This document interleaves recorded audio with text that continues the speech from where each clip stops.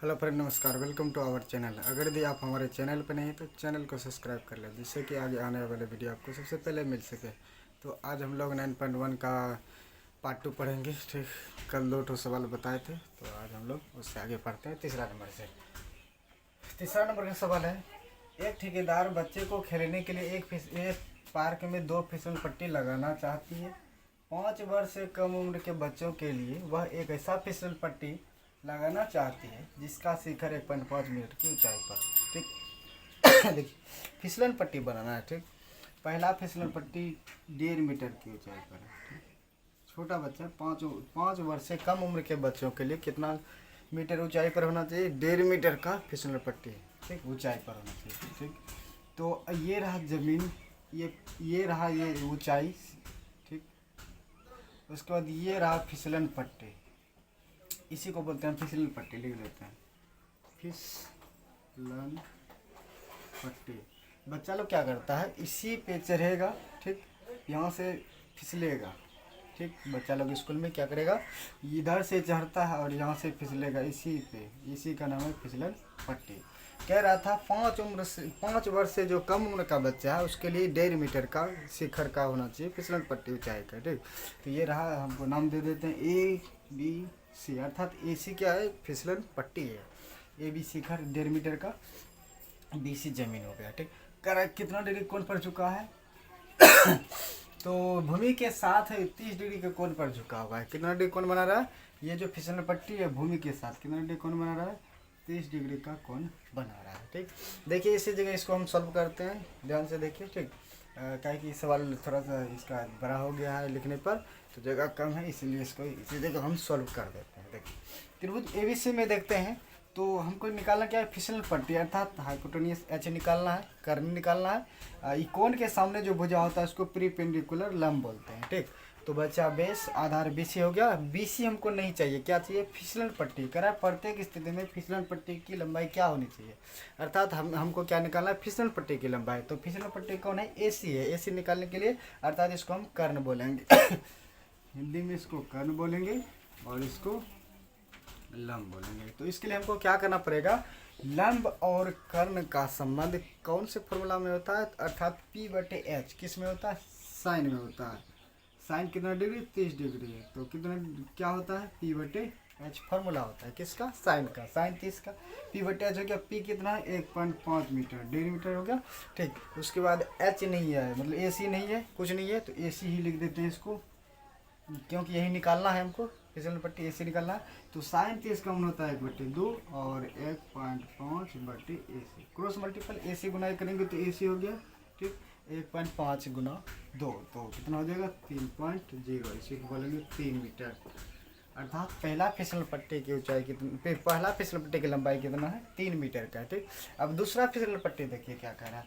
कह रहा है कि यहाँ से कोण पर झुका हुआ है, जबकि इससे अधिक उम्र के बच्चों के लिए वह 3 मीटर की ऊंचाई पर एक अधिक ढलान की फिसल पट्टी लगाना चाहते हैं। 5 वर्ष से ज़्यादा उम्र का जो बच्चा है वो उसके लिए क्या करना है कि 3 मीटर की ऊंचाई पर एक फिसल पट्टी लगाना है। मतलब कि इसका जो ऊंचाई है कितना होना चाहिए? 3 मीटर का, दुगुना। 1.5 मीटर का था, ये कितना हो जाएगा? 3 मीटर का हो जाएगा। ठीक, इसका भी नामकरण, इसका नाम बदल देते हैं PQ और इसका नाम दे देते हैं।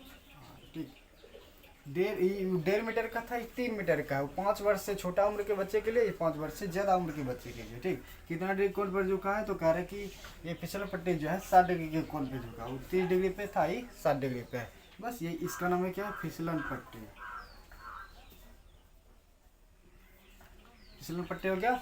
अब इसका दिया, इसको हम प्रीपेंडिकुलर, इसको लंब बोलते हैं, और इसको क्या बोलते हैं? कर्ण बोलते हैं, हाइपोटेन्यूस H बोलते हैं।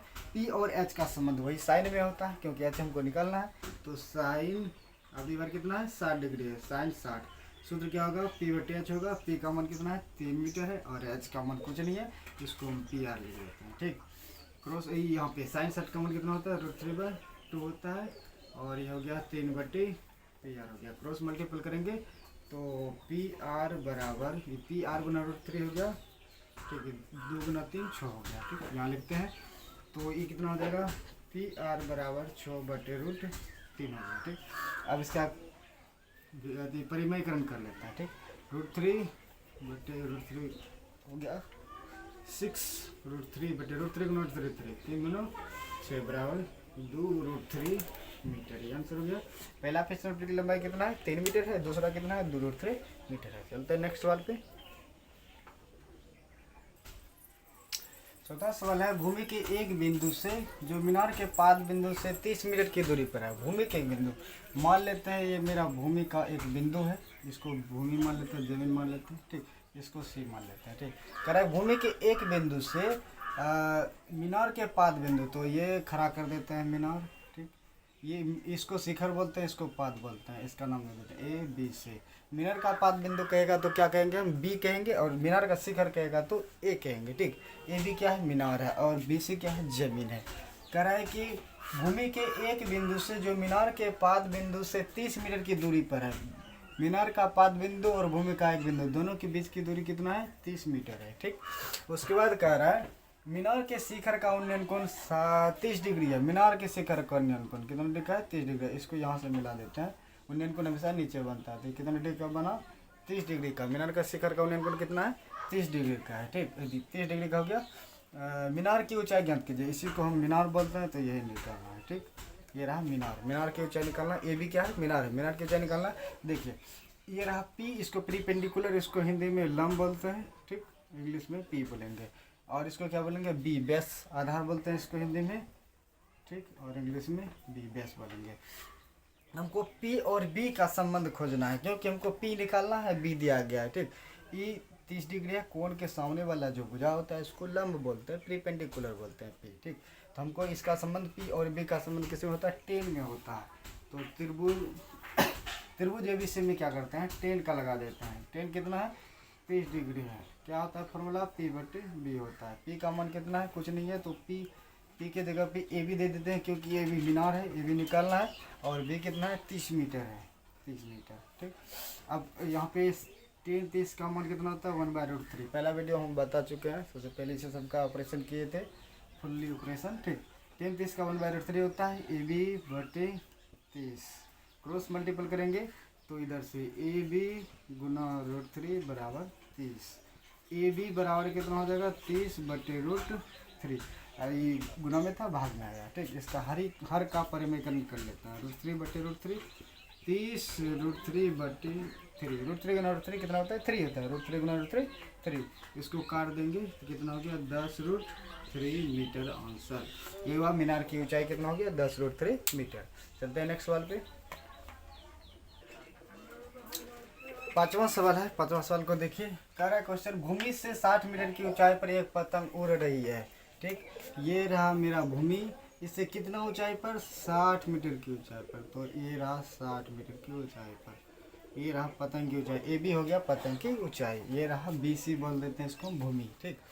अब कह रहा है कि उड़ रही है पतंग में लगी डोरी को अस्थायी रूप से भूमि के एक बिंदु से बांध दिया गया है।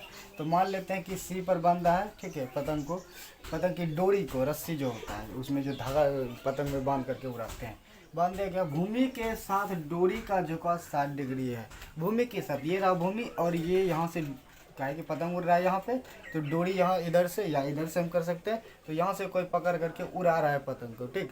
तो यहाँ से डोरी का झुकाव भूमि के साथ कितने डिग्री का 60 डिग्री का है, ठीक।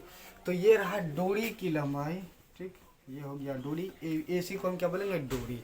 पतंग की ऊंचाई कितना है 60 मीटर है। तो हमें क्या निकालना है डोरी की लंबाई। कह रहा है कि ढील नहीं है, डोरी की लंबाई क्या है। डोरी कौन सा है AC है, AC को हम क्या बोलेंगे डोरी बोलेंगे।